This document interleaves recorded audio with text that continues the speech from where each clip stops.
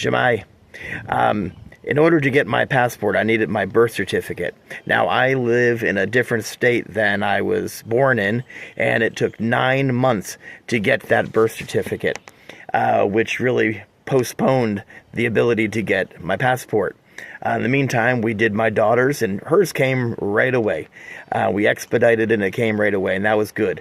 My wife's passport, we found out that it got lost in the mail, and finally, just a few weeks ago, it came in the mail.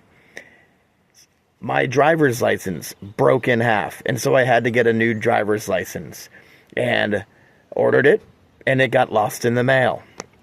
So I had to wait the amount of time that they ask you to wait to apply again. I did so, and it finally came. Then I was able to do my passport. Finally, I got my passport.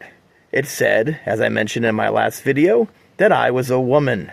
So, being that that was clearly a mistake, we had to reapply for my passport. And so we expedited it. I even paid a lot of extra money just to get it here as fast as possible. And today, in the mail, at long last, I got my passport.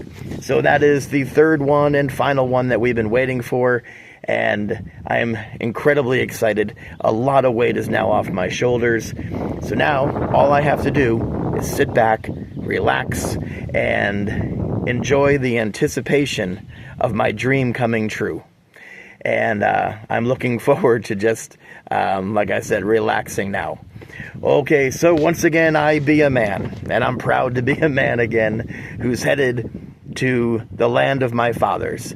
All right, well, we'll see what happens next. God willing, the next time we talk, I'll be real close to Wales.